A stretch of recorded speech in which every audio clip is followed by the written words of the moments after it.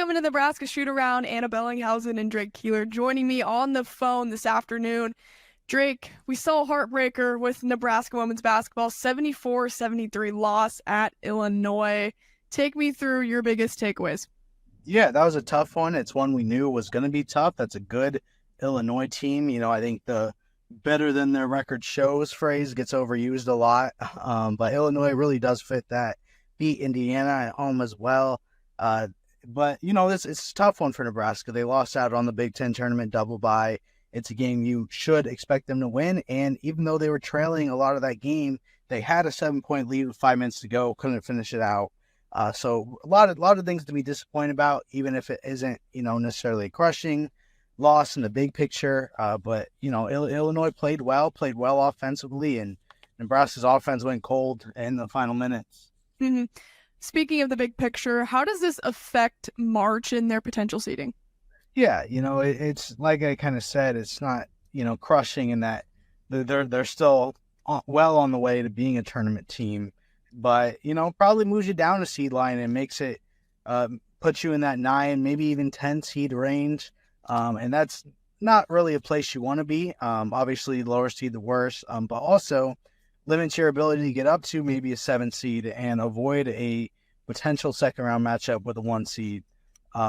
So, that's not going to be great. Big Ten tournament obviously makes that path a little bit harder. So, it has some real implications for sure. Yeah, and it also can be a little bit of a wake-up call for this team, too, kind of expose some things that get lost when you're winning ball games. So it could be a good thing for this team to maybe end the year on a loss and kind of have that fuel and motivation going into the Big Ten tournament.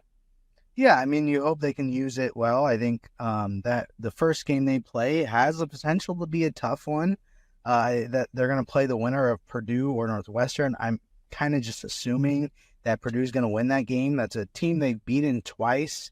But Purdue, I mean, they made the tournament a year ago. They lost their 6-year player to injury as of late. So I think I'd still pick Nebraska. But that's a Purdue team that, Nebraska's still kind of sleeping a little. Purdue could get them for sure.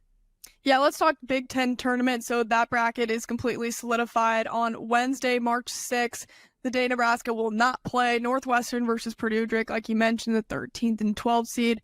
And then you got Rutgers playing Minnesota, the 14 and 11 seed. And then Nebraska, of course, will play the winner of Northwestern Purdue as the number 5 seed. But on their side of the bracket, though, how do you like the pathway for Nebraska to make a deep run in this tournament? Yeah, well, you like that up until the quarterfinals. I think you like it. That first matchup's still not going to be super difficult. Obviously, I just said that Purdue's a team that could beat Nebraska, but that's a matchup you feel good about still.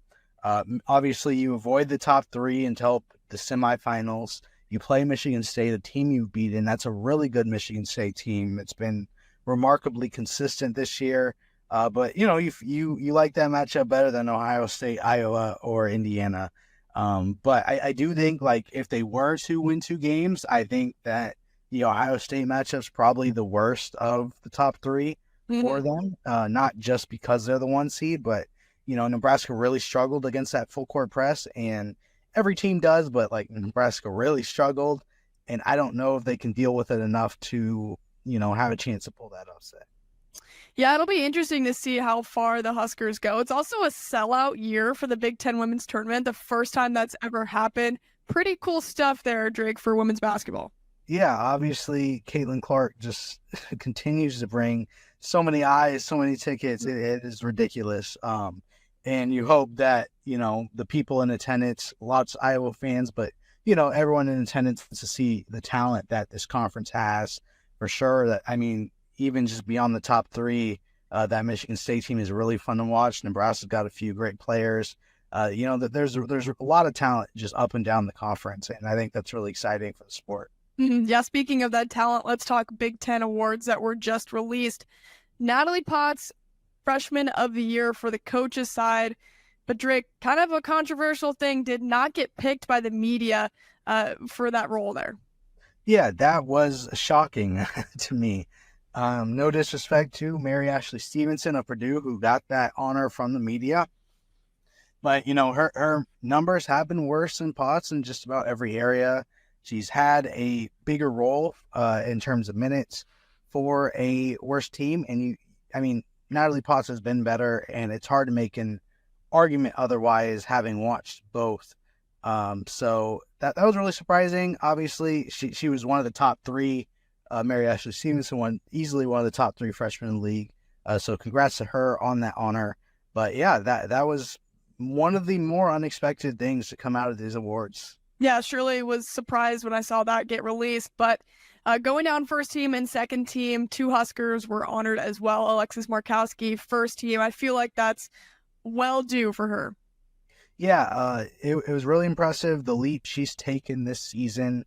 She was second team the last 2 years, but it didn't really feel like she was, in that upper echelon with the top stars in the Big Ten. And now she's a lot closer to that. And it's a well-deserved honor. Both Jazz Shelley and Alexis Markowski have a first-team selection to their names now.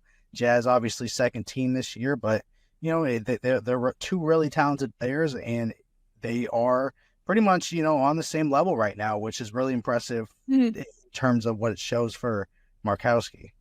Yeah, you're looking at one of the best, if not the best conference for women's basketball, right up there, with the SEC. And you look down the line at who else is on this list, and Caitlin Clark and players from Ohio State, Indiana, of course, Nebraska being on there too. It's a big honor for Alexis Markowski. I think it just goes to show how much she's improved. And then Jazz Shelley, like you mentioned, second team. Was that surprising to you at all? Do you think she could have made way for a first team option?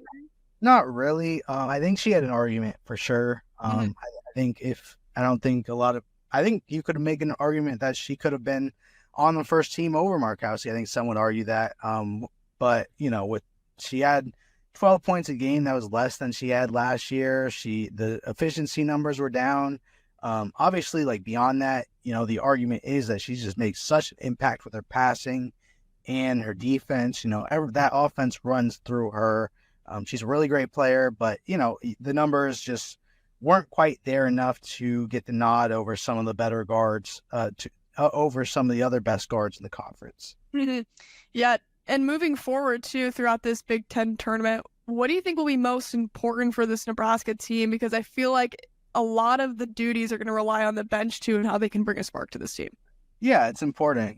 Jazz and Alexis are going to produce in some capacity, but they're going to need help for sure. They aren't going to win games by themselves. So you need that supporting cast to step up. Need players like Callan Hake to step off the bench. Jessica Petrie, Darian White, assuming she continues to come off the bench in that role. Just come in and make plays, make timely plays, and that's what they've been able to do. And that's going to be really important for sure. Yeah, and Drake, you're at availability there for women's basketball. What's been the sentiment today from the players and Amy Williams? Yeah, obviously a lot of awards talk, just praise for the season they've had. They're in a good position to make the tournament, and they're happy about that, and they want to have a good showing in the Big Ten tournament. They know that, they got to start games better than they did at Illinois, but they have also got to finish them better, as we talked about those last 5 minutes. Blowing that lead. So they're motivated for sure. They want to, show what they can do on that stage. Had a exit in their first game last year, and obviously don't want that to happen again. Yeah, well, March is the best time for basketball, Drake. Plenty of things to look for Nebraska women's. You can follow at Drake Keeler for all your Husker hoops updates. Drake, thanks so much for joining me on the phone today. Of course. Thanks.